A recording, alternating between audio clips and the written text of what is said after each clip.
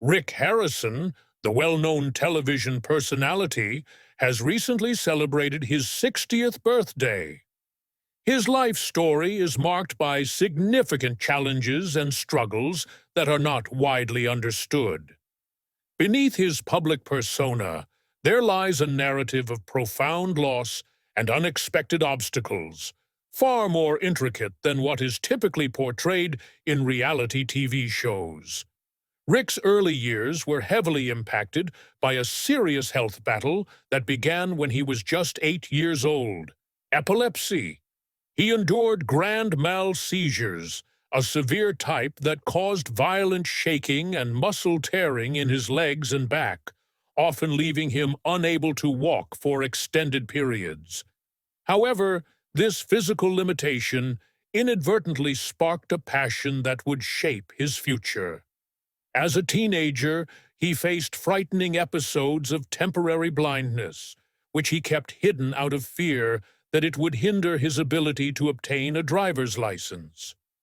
To manage his epilepsy, Rick was prescribed phenobarbital, a medication that significantly impacted his daily life, making him feel like a zombie until late afternoon. Although he noted that half of children with epilepsy outgrow the condition by age 18, his seizures eventually stopped around that age. His personal experience led him to serve on the board of directors for the Epilepsy Foundation for many years. During the periods of confinement due to seizures, Rick developed a love for reading, believing that books offered richer stories and more engaging content than television. This early habit of reading became a cornerstone of his vast knowledge and a key to his later business success. Rick openly acknowledges that during his teenage years, he exhibited rebellious behavior, which starkly contrasted with the disciplined businessman he would later become. His rebellious behavior extended to stealing cars and motorcycles just to make his way back home from the other side of town. He and his friends would skip school for extended periods, claiming they were going to midnight movies, while in reality they were having bonfires on the beach, smoking pot, and drinking beer until the early morning hours. In a notable incident, he even took his dad's motorhome, but it broke down before reaching his intended destination of Vegas. At the age of 14, his parents sent him to drug rehab, though he felt he was not a drug addict, but rather just engaging in reckless activities. It's noteworthy that he had first smoked pot in the 4th grade. During his time in rehab, a test revealed that he was exceptionally intelligent, which ironically reinforced his belief that he didn't need to heed anyone else's advice. A significant and tragic underlying reason for his reckless behavior was the constant fear of dying young due to his epilepsy, leading him to adopt a mindset of, "I can do anything," fueling his disregard for consequences. Rick displayed early signs of business acumen, such as finding a clever trick on his newspaper route with a friend, buying newspapers for 50 cents each from a machine, and then selling the extra papers for a profit. His business skills flourished as he became one of the first individuals in Vegas to sell counterfeit Gucci bags, later transitioning to selling fake Jordache jeans when others entered the fake bags market, demonstrating his adaptability and entrepreneurial drive. Additionally, Rick found excitement in being a repo man, relishing the thrill of repossessing cars, which he described as criminal activity legal. Logically, he recounted a daring instance of repossessing a car from a Honda dealer's garage, showcasing his audacity and ingenuity in executing the act unnoticed by anyone. Rick made an unconventional decision to leave school during 10th grade due to two main reasons. Firstly, he was already earning a significant amount of money from selling counterfeit goods. Secondly, his epilepsy frequently resulted in hospital visits, causing him to miss too much school and face the risk of automatic failure. Confident in his abilities, Rick believed he could achieve greater financial success outside of traditional education, and was self-assured in his capacity to self-educate by extensively reading books. During a brief period, Rick briefly worked as a busboy at the Stardust, a renowned hotel reminiscent of the one featured in the movie Casino. His employment ended when he refused to clean tables for a waitress who didn't share tips, an experience that further reinforced his independence and intolerance for unfair treatment. Despite their controversial nature, Rick's early jobs played a pivotal role in his development, providing valuable lessons in business acumen, negotiation, risk assessment, and quick decision-making.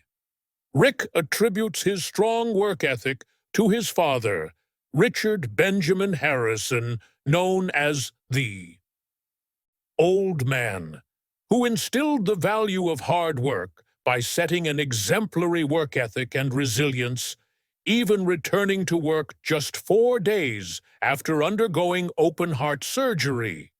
At the age of 12, Rick began working alongside his father in construction, initially earning a modest wage of $1.50 per hour and undertaking physically demanding tasks such as demolition and cleaning. By the age of 13, he was already involved in roofing and electrical work, with a notable memory of single-handedly completing the roofing of a garage apartment at just 13 years old under his father's guidance. A significant life lesson was imparted to Rick at 16 when he used inappropriate language towards his father, resulting in a physical response that underscored the importance of respectful communication. Despite the challenges, Rick cherished the opportunity to work alongside his father at the pawn shop, viewing it as an experience shared with his closest companion. In addition to his father, Rick also assisted his hard-working mother by helping set up swap meets from a young age. Rick openly acknowledges that his relationship with his mother is not very close, as they often do not get along. Despite their differences, he still loves her and remembers her dedicated care when he was frequently hospitalized as a child. Their relationship has been publicly strained, with his mother even suing him at one point. However, Rick is determined to mend their relationship, expressing his intention to make an effort to do so. Rick's older sister, Cher Joanne Harrison, was born with Down syndrome, leading to significant medical expenses for the family. This was a significant factor in his father's decision to stay in the Navy, especially after Rick developed epilepsy, due to concerns about future medical costs. Tragically, his sister passed away when Rick was just 2 years old, a loss that deeply impacted their family. Rick's life took a dramatic turn when his first girlfriend became pregnant when he was only 16, later corrected to 17. Despite facing a miscarriage in their first marriage, they eventually had 2 children, leaving Rick to raise them as a single father after his ex-girlfriend made the life-altering decision to leave them with him and never return. This experience led Rick to adopt a strong work ethic and take on all parental duties to provide for his children, marking a profound shift in his life's direction. After his first marriage ended, Rick married Tracy and had a son with her, but they later separated. Following their breakup, he met another woman with 3 daughters, and he made the significant decision to legally adopt the youngest daughter, Serena, as a symbol of his commitment to his new family. Rick, who now has 3 sons from birth and 3 stepdaughters, openly acknowledges that being a father to girls has profoundly changed him, making him more compassionate and understanding. He humorously reflects on the emotional impact of parenting girls, expressing how it has brought out new feelings and experiences for him. This emotional side was evident when he became emotional at his middle daughter's wedding. Rick Harrison had a special bond with Serena, teaching her how to pour bourbon or whiskey and engaging in lively talks with her. Serena has expressed that these talks played a significant role in shaping her interests and passions, showcasing Rick's unique approach to raising children. The most profound tragedy in Rick Harrison's life is the loss of his son, Adam, who struggled with severe problems for many years, starting in his teenage years. As a loving father, Rick repeatedly placed Adam in rehab, hoping for his recovery, but Adam consistently relapsed into drug use. Adam's prolonged battle with addiction came to a heartbreaking end when he succumbed to a fentanyl overdose in January 2024, casting a long and painful shadow over Rick's life. This loss represents the ultimate sad and tragic moment for Rick, leading him to grapple with deep sadness and question if there was anything he could have done differently to save his son. Rick openly acknowledges, "There's not a day I don't go by without thinking about him," revealing the profound impact of Adam's passing on his life. He also shares how he tried everything, including having Adam placed in jail, in the hope of helping him get clean. But Adam's strong addiction persisted, as evidenced by his excitement about using again upon release.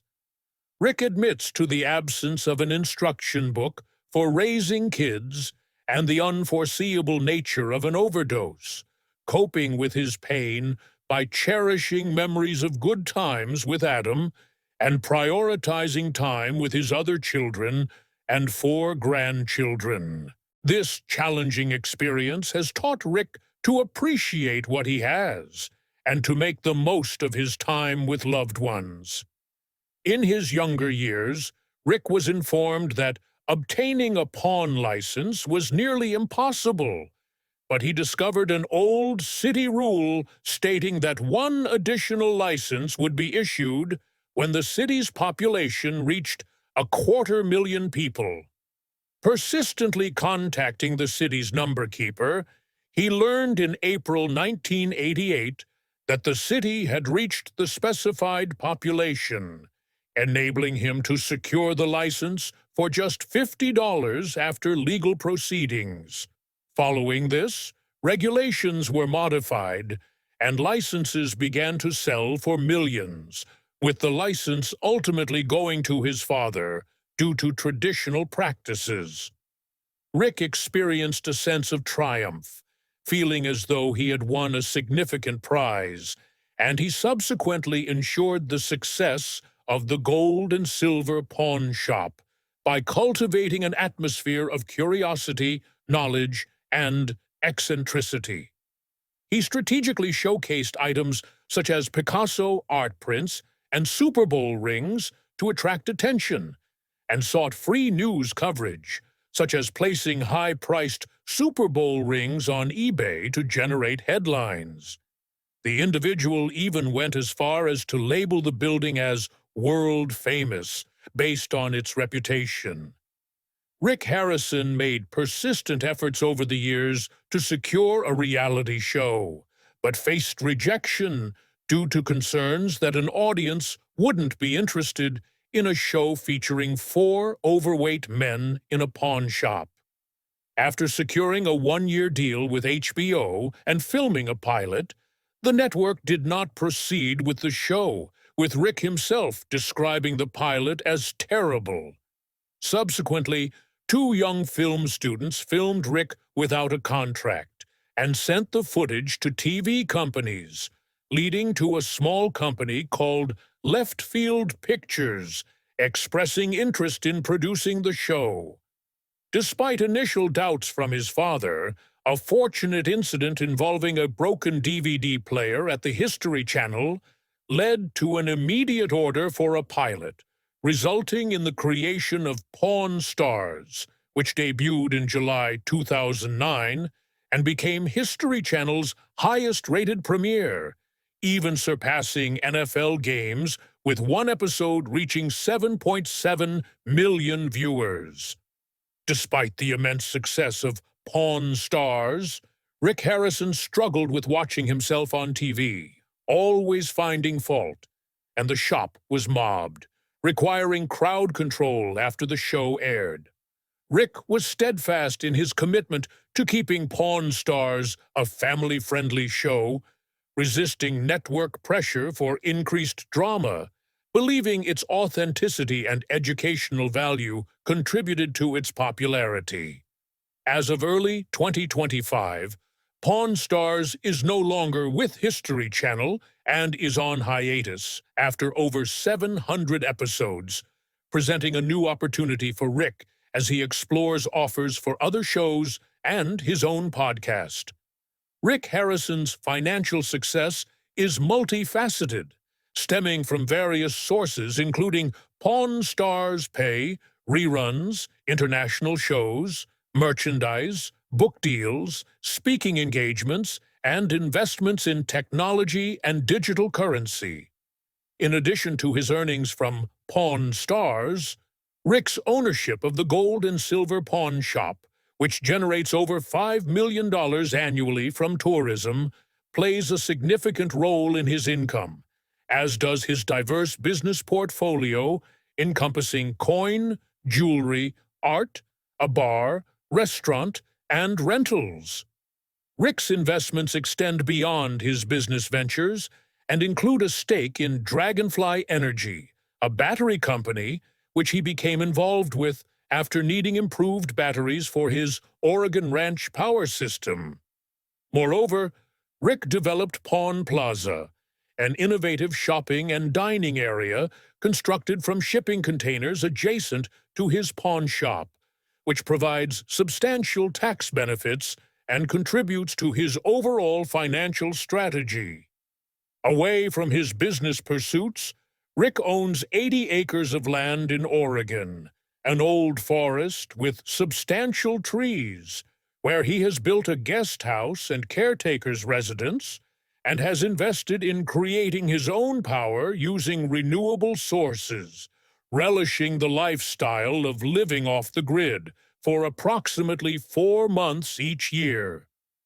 Furthermore, the property in Oregon features a sawmill, drying ovens, metalworking tools, and a large shop for producing car parts, reflecting Rick's diverse interests and hands-on approach to his endeavors. There is a local legend surrounding a 1,000-pound meteorite rumored to be buried nearby, although Rick has not made any attempts to search for it.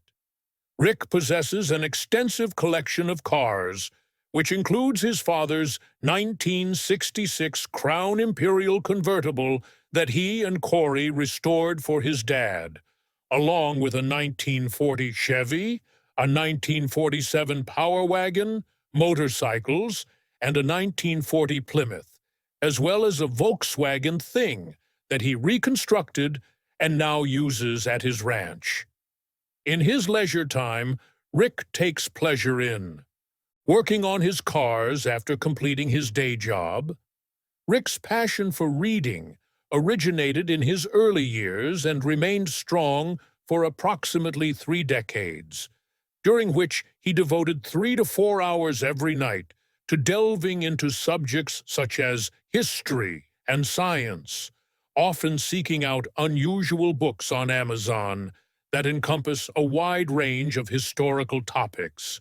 He even delved into the history of batteries, studying it twice to gain a deeper understanding of power systems, and has amassed a collection of rare books, with one purchase amounting to as much as $100,000, featuring ancient texts from the 1400s and a first edition by John Lockhart.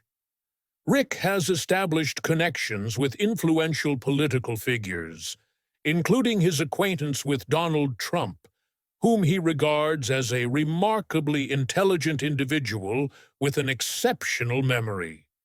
He recounts a memorable incident where Trump personally apologized to him after a mix-up with the Secret Service at a rally, revealing a more personal side of the former president. Furthermore, Rick has hinted at the possibility of running for governor in the future, expressing his desire to leave a positive impact on the world and take pride in his charitable endeavors. Having been married 3 times, Rick recently proposed to someone for the 4th time, emphasizing that he has never insisted on signing a prenuptial agreement, as he values happiness over monetary concerns and strives to maintain harmony in his personal relationships. The shop frequented by Rick has attracted numerous notable personalities, including acclaimed individuals such as Ronnie Montreux, Bret Michaels, Billy Gibbons, Steve Carell, and even Dave Chappelle, who occasionally visits incognito. Notably, the shop has also encountered intriguing incidents, such as dealing with a wealthy individual purchasing jewelry for multiple companions and refusing to return items with special diplomatic status to a finance minister until payment was made. Additionally, Rick has encountered individuals resorting to pawning items after squandering their monthly trust fund checks, and has employed unconventional measures such as confiscating the driver's licenses of thieves in lieu of brief jail sentences, a practice which has led to altercations and even physical altercations, resulting in Rick sustaining facial injuries. Rick Harrison purchases gold teeth because of their composition of gold. He wore a counterfeit Rolex watch for 5 years as a reminder to remain humble. Additionally, he repurposed his wedding rings to resize other rings, viewing them simply as objects. Furthermore, he successfully auctioned off his first Patriot Super Bowl ring for a substantial sum of money. Among his prized possessions is a 1,200-year-old Viking bracelet from a Viking treasure, which he considers one of his most fascinating acquisitions.